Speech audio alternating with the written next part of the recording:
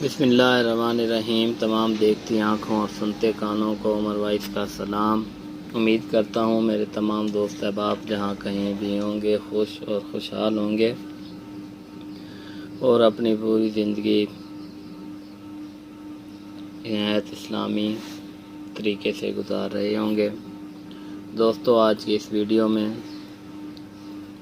آپ کو بتایا جائے گا غصہ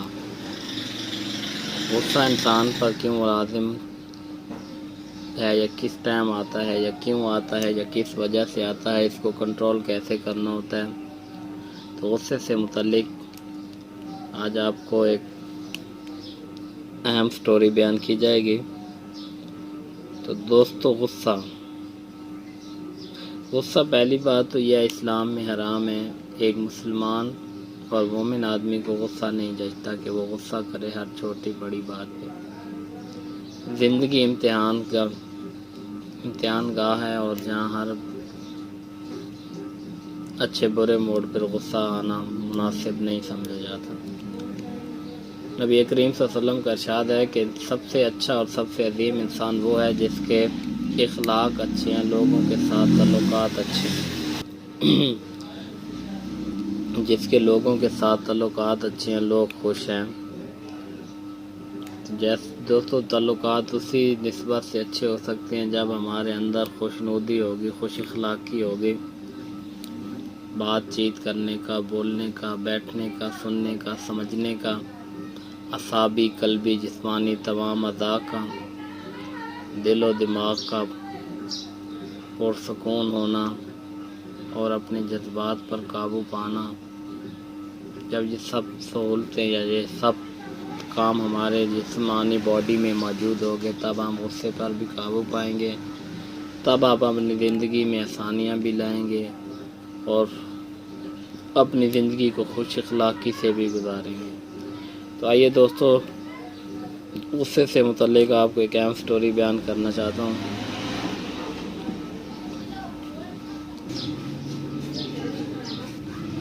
صدر ایوب خان پاکستان کے پہلے ملٹری ڈکٹیٹر آفیسر تھے۔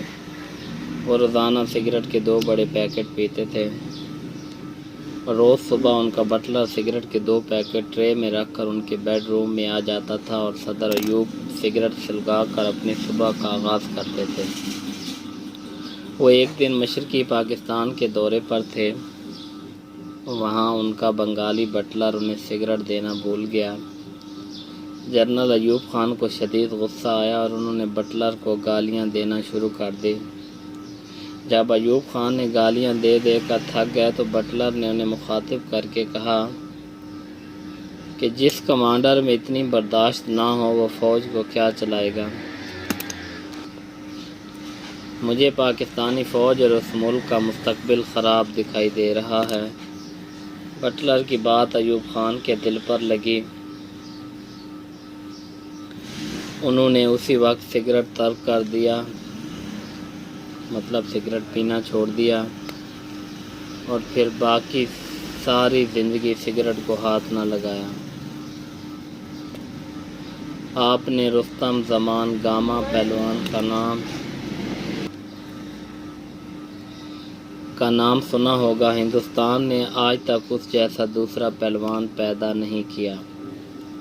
ایک بار ایک کمزور سے دکاندار نے گاما پہلوان کے سر میں وزن کرنے والا باٹ مار دیا۔ گامے کے سر سے خون کے فوارے پھوٹ پڑے۔ گامے نے سر پر مفلر لپیٹا اور چپ چاپ گھر لوٹ گیا۔ لوگوں نے کہا، پہلوان صاحب، آپ سے اتنی کمزوری کی توقع نہیں تھی۔ آپ دکاندار کو ایک تھپڑ مار دیتے تو اس کی جان نکل جاتی۔ تو دوستو، گامے نے جواب دیا، مجھے میری طاقت نے پہلوان نہیں بنایا بلکہ میری برداشت نے پہلوان بنایا ہے، اور میں اس وقت تک رستم زمان رہوں گا جب تک میری قوت برداشت میرا ساتھ دے گی۔ قوت برداشت میں چین کے بانی چیئرمین ماؤ زے تنگ اپنے دور کے تمام لیڈر سے آگے تھے۔ وہ 75 سال کی عمر میں سردیوں کی رات میں دریائے شنگائی میں سوئمنگ کرتے تھے اور اس وقت پانی کا درجہ حرارت -10 ہوتا تھا۔ ماؤ انگریزی زبان کے ماہر تھے، لیکن انہوں نے پوری زندگی انگریزی کا ایک لفظ نہیں بولا۔ آپ ان کی قوت برداشت کا اندازہ لگائیے کہ انہیں ایک انگریزی میں لطیفہ سنایا جاتا تھا، وہ لطیفہ سمجھ جاتے تھے لیکن خاموش رہتے تھے، لیکن بعض ازاں جب مترجم اس لطیفے کا ترجمہ کرتا تو وہ دل کھول کر ہنستے تھے۔ قوت برداشت کا ایک اور واقعہ ہندوستان کے پہل مغل بادشاہ ظہیر الدین بابر بھی سنایا کرتے تھے۔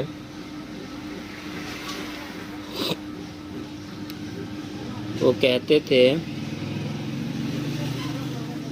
انہوں نے زندگی میں صرف 2.5 کامیابیاں حاصل کی ہیں۔ ان کی پہلی کامیابی ایک اژدہے کے ساتھ لڑائی تھی۔ ایک جنگل میں 20 فٹ کے ایک اژدہے یعنی سانپ نے انہیں جکڑ لیا اور بابر کو اپنی جان بچانے کے لیے اس کے ساتھ 12 گھنٹے اکیلے لڑنا پڑا۔ ان کی دوسری کامیابی خارش تھی۔ ظہیر الدین بابر کہتے ہیں کہ انہیں ایک بار خارش کا مرض لاحق ہو گیا۔ خارش اس قدر شدید تھی کہ وہ جسم پر کوئی کپڑا نہیں پہن سکتے تھے۔ بابر کی اس بیماری کی خبر پھیلی تو ان کا دشمن شبانی خان ان کی عیادت کے لیے آ گیا، تو یہ بابر کے لیے ڈوب مرنے کا مقام تھا کہ وہ بیماری کی حالت میں اپنے دشمن کے سامنے جائے۔ بابر نے فوراً پورے شاہی لباس پہنا اور بن ٹھن کر شبانی خان کے سامنے بیٹھ گیا۔ وہ آدھا دن شبانی خان کے سامنے بیٹھے رہے۔ پورے جسم پر شدید خارش ہوئی لیکن بابر خان نے خارش نہیں کی۔ بابر ان دونوں واقعات کو اپنی 2 بڑی کامیابیاں قرار دیتا تھا اور آدھی دنیا کی فتح کو اپنی آدھی کامیابی کہتا تھا۔ دنیا میں لیڈرز ہوں، سیاستدان ہوں، حکمران ہوں، چیف ایگزیکٹو ہوں یا عام انسان ہوں، ان کا اصل حسن ان کی قوت برداشت ہوتی ہے۔ دنیا میں کوئی شارٹ ٹیمپرڈ نہیں ہے، کوئی غصیلا اور کوئی جلد باز شخص ترقی نہیں کر سکتا۔ دنیا میں معاشرے، قومیں اور ملک بھی صرف وہیں آگے بڑھتے ہیں جن میں قوت برداشت ہوتی ہے، جن میں دوسرے انسان کی رائے، خیال اور اختلاف کو برداشت کیا جاتا ہے۔ لیکن بدقسمتی سے ہمارے ملک میں، ہمارے معاشرے میں قوت برداشت میں کمی آتی جا رہی ہے۔ ہم میں سے ہر شخص ہر وقت کسی نہ کسی شخص سے لڑنے کے لیے تیار بیٹھا ہے۔ شاید قوت برداشت کی یہ کمی ہے جس کی وجہ سے پاکستان میں دنیا میں سب سے زیادہ قتل اور سب سے زیادہ حادثے ہوتے ہیں۔ لیکن یہاں پر سوال پیدا ہوتا ہے، کیا ہم اپنے اندر برداشت پیدا کر سکتے ہیں؟ اس کا جواب ہاں ہے، اور اس کا حل رسول اللہ صلی اللہ علیہ وسلم کی حیات طیبہ میں ہے۔ تو ایک بار ایک صحابی نے رسول اللہ صلی اللہ علیہ وسلم سے عرض کیا، یا رسول اللہ صلی اللہ علیہ وآلہ وسلم، آپ مجھے زندگی کو پرسکون اور خوبصورت بنانے کا کوئی ایک فارمولہ بتا دیجئے۔ آپ صلی اللہ علیہ وسلم نے فرمایا، غصہ نہ کیا کرو۔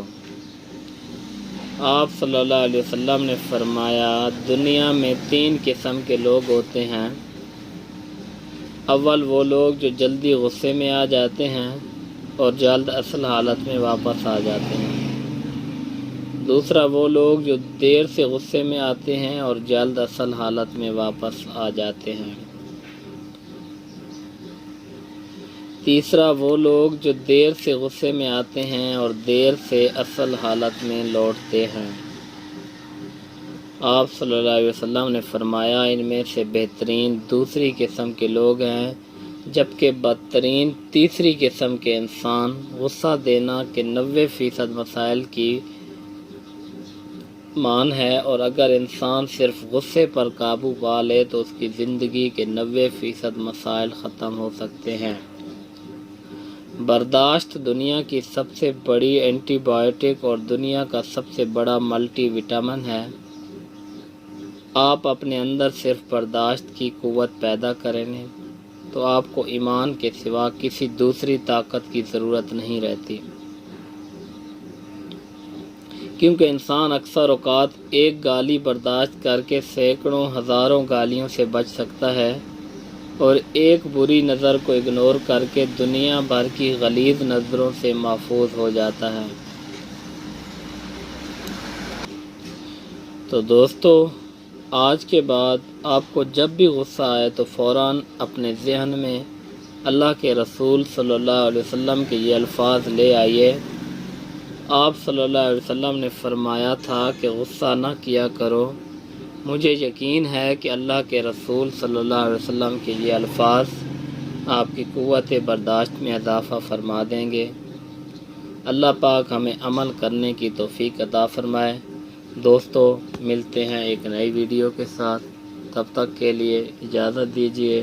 اپنا بہت سارا خیال رکھیے گا۔ اللہ حافظ، اللہ نگہبان۔